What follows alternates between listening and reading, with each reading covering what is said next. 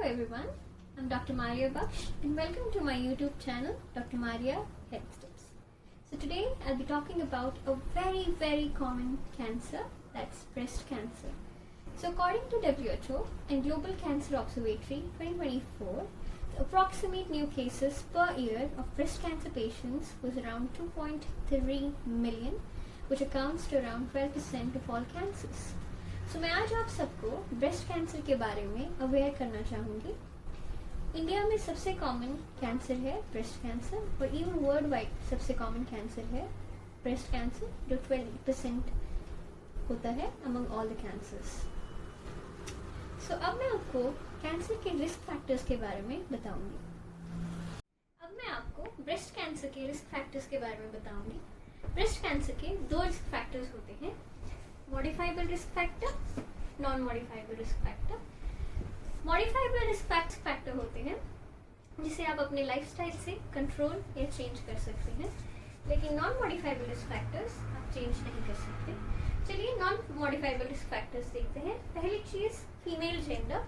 Breast cancer female gender में 100 times ज़्यादा होता है compare to male gender. Second thing, age group.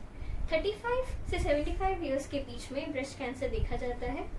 और रेस, वाइट रेस में ब्रेस्ट कैंसर सबसे ज़्यादा होता है। चलिए देखते हैं modifiable risk factors. Modifiable risk factors में पहला फैक्टर है ब्रेस्ट फीडिंग। जो फीमेल्स अपने बेबी को लंबे टाइम तक ब्रेस्ट फीडिंग करवाती हैं उनमें ब्रेस्ट कैंसर का रिस्क कम हो जाता है।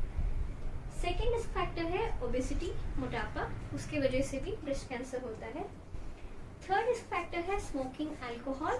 और फोर्थ रिस्क फैक्टर है डाइट, जिसमें आप एक्सेसिवली सैचुरेटेड फैट्स को कंज्यूम करते हो।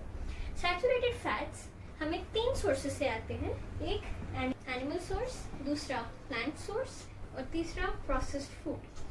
तो एनिमल सोर्सेस में butter, pork fat, beef, chicken skin. बहुत लोग चिकन स्किन खाते हैं लेकिन उससे ब्रेस्ट कैंसर का रिस्क बढ़ता है। फुल फैट मिल्क, चीज, क्रीम और योगर्ट। प्लांट सोर्स में कोकोनट ऑयल और पाम ऑयल।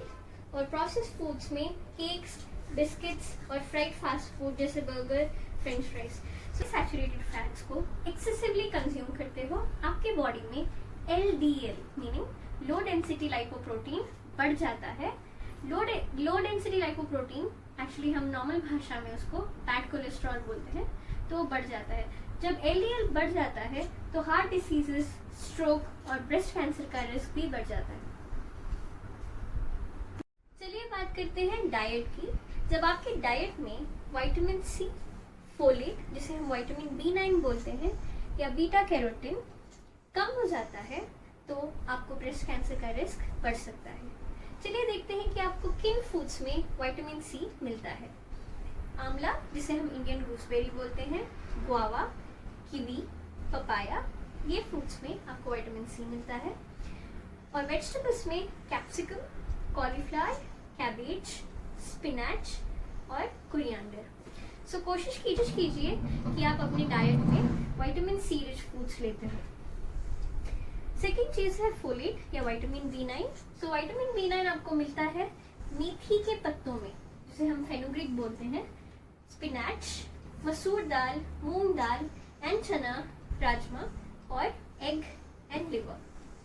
बीटा कैरोटीन आपको मिलता है कैरेट्स में, स्वीट पोटैटो, पम्पकिन, बीटरूट। सो जब भी आप अपना डाइट लें या फूड लें, कोशिश कीजिए कि आप इन सारे फूड्स को लें ताकि आपको ब्रेस्ट कैंसर का रिस्क कम हो जाए। चलिए बात करते हैं फाइटोएस्ट्रोजेंस की। सो फाइटोएस्ट्रोजेंस एक ऐसे नेचुरली ऑकरिंग कंपाउंड्स होते हैं प्लांट्स में जिसका केमिकल स्ट्रक्चर ह्यूमन एस्ट्रोजन से बहुत सिमिलर होता है।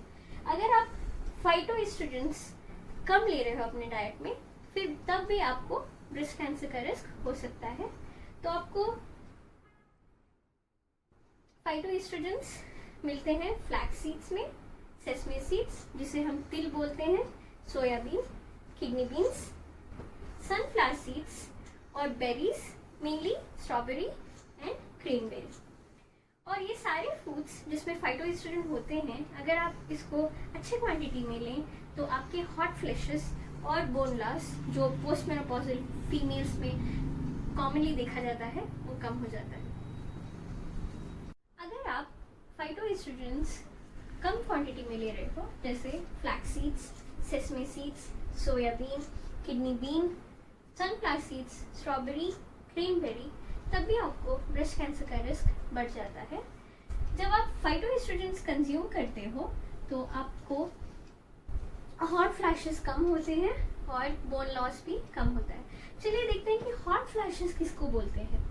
पोस्ट मेनोपॉजल वुमेन में, मतलब जिनके पीरियड्स रुक जाते हैं, उन फीमेल्स को अक्सर ऐसे सडनली फील होता है जैसे उनका बॉडी का टेम्परेचर बढ़ गया है और उनको पसीना आता है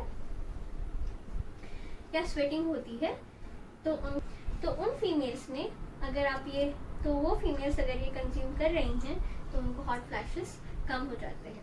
तो कोशिश कीजिए कि आप फ्लैक्स सीड्स अपने डाइट में इंक्लूड करें। चलिए जानते हैं कुछ हार्मोनल फैक्टर्स जिनके वजह से ब्रेस्ट कैंसर हो सकता है।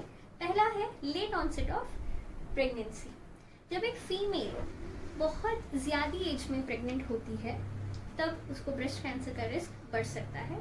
दूसरा है नलीपैरिटी।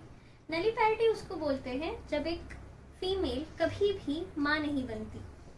तीसरा early age at menarche. Menarche वो टाइम है जब एक फीमेल को मेंसेस होते हैं और अगर ये एज 11 से या 12 इयर्स से कम है और उस फीमेल को तब मेंसेस हो जाते हैं तब भी उसको ब्रेस्ट कैंसर का रिस्क बढ़ सकता है।